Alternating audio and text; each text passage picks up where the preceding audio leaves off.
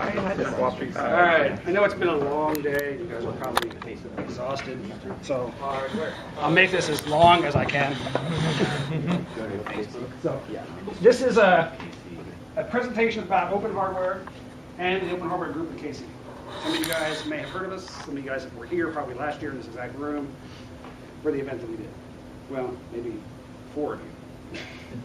So, all right, so let's get started.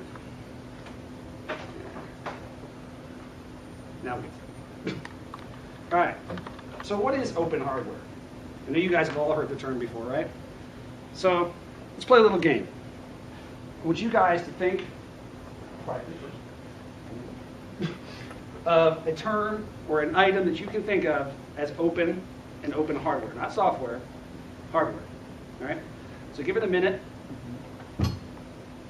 using that definition as a guide. What do you think open hardware is? A hammer. A hammer can be used to open hardware.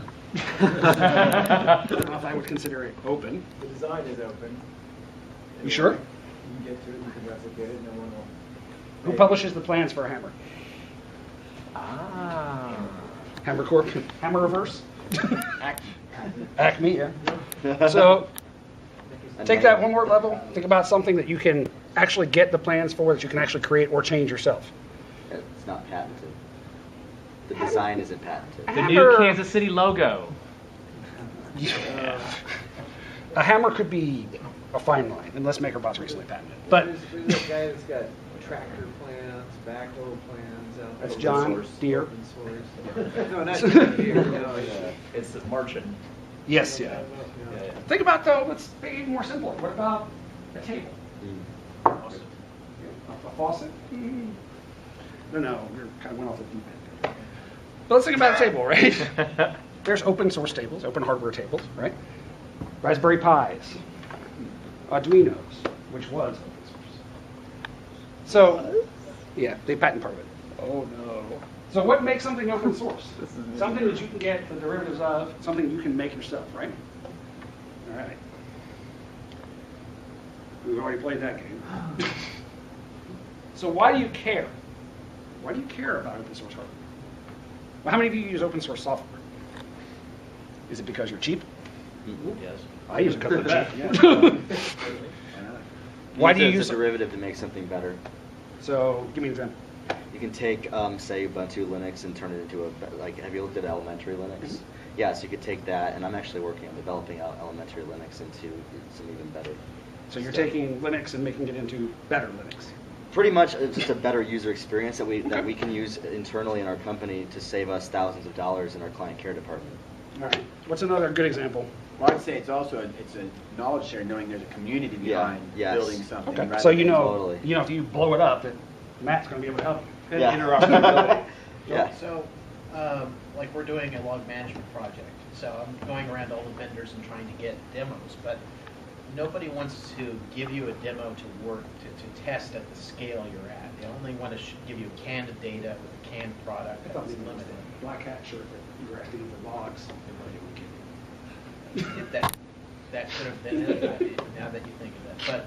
But, so the only way I could really test something was to get an open source product that didn't have limitations, even though it was buggy and had problems. It would still give me information to make a good decision. Excellent. But he brings up a good point, though. On software, you get problems with it doesn't work, or hey, somebody just made this last week in their garage. Can I actually get some support for it? Is hardware going to be different? No. Maybe. So let's talk about a little story, right? A little horror story. So now, for anybody who's under 21 or small children, now would be the time. It's going to get a little scary. All right. So you get something for your birthday, some new toy that you've been looking at Micro Center. You know, maybe, I don't know, a 3D printer, or, well, no, not a Micro Center. Something, well, let's say Raspberry Pi or something like that, all right? You're excited. You start to wrap it, right? You're tearing out the packaging, and you see this thing in your hand you've never seen before.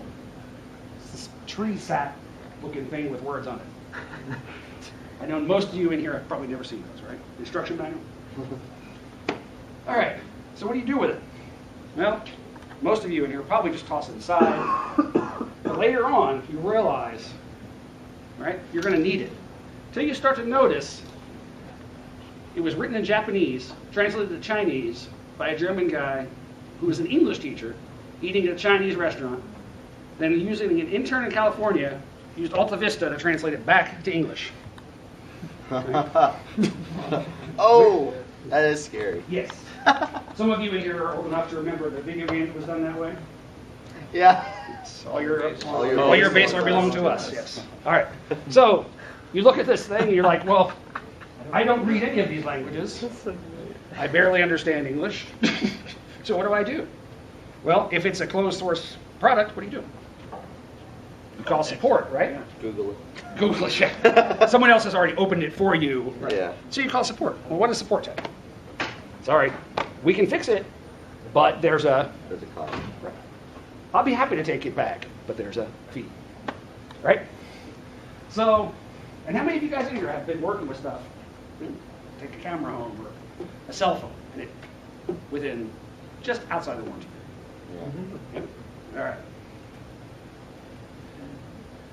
So that brings us to open source hardware. Why do we care? Well, we already said we want something we have a community behind, right? We want something that we can work on ourselves. And you guys can get copies of this. It's open, so you don't have to take pictures of it. Ah. That's because I'm cheap. But all right, so what is open source hardware? Well, remember we said with the hammer? It has to be something that's shared, right? So the first thing we see up there, somebody has to have those files somewhere. Right? So remember the table example I gave you? There's actually a company that makes open tables. Yes, I know table designs they look really complicated, but there is open tables. What's the second point? You can study and modify them, right? Back to what you were saying. So with software, you get a piece of software, say Linux, you've changed it. Why did you want to change it? Save you money? To make it function for our client care agents who don't understand how to use anything but a basic computer Right. functionality. To make it easier for somebody. Mhm. All right? So give me an example of a piece of hardware you have right now in front of you that you'd want to change. Cameron? Why? Closed ecosystem. Well, don't even think about that it's closed. Why would you want to change it? Because You want a bigger screen. He wants a bigger screen, he wants a Galaxy Note. A laser pointer. It does more features. All right, that's the software side. What about, I want to change the battery. Because, Apple, they let you do that, right? No. Oh, they don't? Oh, No, not anymore. damn. What about Samsung and all those guys? Most of them, right? So if you want to change the battery in your iPhone, what do you do? After you void the warranty, what do you do? Put a Mophie case on it. You can buy tools that open it up, right? Now you've voided your warranty. But what you can do while you're in there, you change your battery, right? You can add memory to it. Most people don't know that. Don't go trying it. Especially some people I saw Can you do it hide for their me? iPhones. Can you what? Can you do it for me? I can do it for you, sure. But it's open, so I'm going to share the plans and your phone. Oh, cool. All right. So the big thing, open hardware is going to give you what? Control. Yeah, It's going to give you something that you can share and change. Right? Share and share alike. What was the old saying a while back? If you can't open it, you don't own it. Right? All right. So take a look. Reinvent the wheel. That's the big one. If you already it's already out there, somebody's already designed it, why should you have to do it from scratch again? How many things have you sat there at your house and said, well, man, if I only had a, and then you find out somebody's already made one, very similar, that all you have to do is tweak or change, right? All right, so let's go a little deeper. And I know you guys, your eyes are all really good, right? So you can see that. So this is actually the open source year. 2014 is the year of open source. Yep. All right? So let's go and take a look at this a little bit better. All right. So we already know what open source is. We know why it's beneficial to us, right? It solves problems that we had that we didn't know we had, like trying to change our battery. Saves money. It's more user-friendly, right? Lowers prices. What about changing the experience that somebody has with a device? Right? We're making something that no one had before. If you could create something at your house out of just parts that no one's used before, that solve your needs, right? All right. So, take a look at that first number. 2 million open source projects in this year, doubled from 2012. 2 million. Now, most of those are probably in my closet, not finished, but 2 million open source projects. Wait, is that strictly hardware? No, this is all of open source. Yeah. 80% increase in venture investment. Yep. What's that mean? So people are giving more money to open source projects. Develop it out to be better. Right. Yeah, and keep it open. So how many of you, in here use Linux? Okay. Some of you back there, don't want to admit it. If you use an Android, you do. That's true. If you actually use an Apple, you do too. So most of you use Is that Linux. Linux or Unix? No, it's actually it's more BSD. Yeah, I know. All right, so most of you in here use Linux. Some of you use Windows. Sorry. Well, no, you're using something that uses Linux somewhere along the lines. Yeah. You're not. Your car may run Linux. All right. So if you're using open source software, you're using all these things already. Why are they out there? They're out there because somebody made them better, right? Somebody's funding them to keep them open. Yes. The big thing is not. We don't want another Microsoft. We don't want another. We want something where we can. If we want to change it, we can change it. We want that freedom, right? Look at this one. 140% increase in the last 4 years for software. Right? Just software. 140%. $2 billion last year alone. Or this year. My calendar is open source, so all right. So looking at this, goes back to what we were talking about with the software. And of course, the most open source hardware runs on open source software, right? So think about Arduino, right? Or processing. 57% are going to use open source hardware or software to best their competitors. Perfect example. How many people at your companies use open source hardware or software because it's making your product that you're producing better? How many of you couldn't do your jobs if you didn't have an open source product? That was almost a quarter of the room right there. All right. If your website's built on WordPress. Then it's closed source. WordPress is, isn't it? WordPress is trying to be open source. Okay, gotcha. But have you ever tried to code in WordPress? Yeah. It's like a whole other language. All right. Yeah. So 41.6% within the next 1 to 2 years are going to deploy open source. So we're looking at a $60 billion savings just in software and hardware alone. All right? That's a lot of money. And of course, since this is a Windows machine, it's not working any better. Okay. So taking that into account, and the fact that only half the slides carry on, what does all this mean? All right? Why did we start the Open Hardware Group? Same kind of principles. We wanted a group that could take hardware, could take projects for the city, for us, for the community, make things better. Right? So last year, we had a summit here, our first one. This year, we're going to do one of our first things. We're going to do what's called an Iron Chef Build Night. It's going to be coming up here probably next month or the month after. All right? How do I connect with you guys? We just did. Well, okay. Just Yay. see me after. Yeah, well, okay. You can actually go to KCOHG.org. I got something that I want to build. Go to our website, or I can give you my card. Cool. So the build night, everybody's going to come in. Right? You have a stack of ingredients in front of you, and there'll be a surprise, something up in the back of the room that no one knows yet. All right? No, one knows. And when we announce that, you're going to have to build something, a product, something that you can use that's going to benefit the city. One of the things that the city is looking for right now is a better way to communicate, right? You've heard people talking about the mesh networks, right? How many of you in here have heard of the EFF? Yeah, the one guy in the black hat, of course. All right, so one of the things that they want is a mesh network as well. They think everybody should have internet. Yep. Okay. So a mesh internet. So sharing of your network, sharing of other people's networks, basically building mesh nodes with open hardware. That's one of the potential that we're going to build. Okay. So if you're interested, if you want to change the way you work with hardware, you want to change what you're using now, you want to change how you're using it, come out one night. Yeah. It's a free group. All right. We have right now 2 members that are actually pursuing patents, which will be probably not members of the patent argument because that's a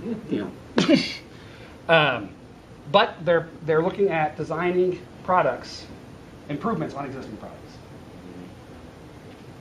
So, questions? Do you have anyone working on something that's going to eliminate data farms? I couldn't tell you. No, not yet. But you could be the first. What kind of projects do you think the group would be most interested in? Because I have a concept that is a completely closed, and the company that owns this proprietary stuff just firms all over the world. And I think somebody's already redone Windows, though. Right, it's more niche than that, but it's very hardware centric. Okay. And I'm just kind of curious, what types of projects would the group be drawn to? And before I say this, no pun intended, we're open to anything. Okay. I'm interested in OpenWRT for open source For routers? routers. So that's part of the mesh project, is sharing, basically creating guest networks. And Paul gives me a lot of grief because the Wi-Fi in my house actually reaches down one side of my block. I have high gain directional antennas, so I basically provide internet for 4 of the neighbors next door. But I also sniff all the packets that they have, so it's a win-win. That's another class. So you can cut that part out. So that's something that actually we're looking at doing because we want to do a mesh network, at least in certain areas. Any of you guys in the downtown area actually live downtown? Okay, so that's actually something I know that a lot of the downtown groups are looking to do, is build actually a shared mesh internet. Any other questions? When's the next meeting?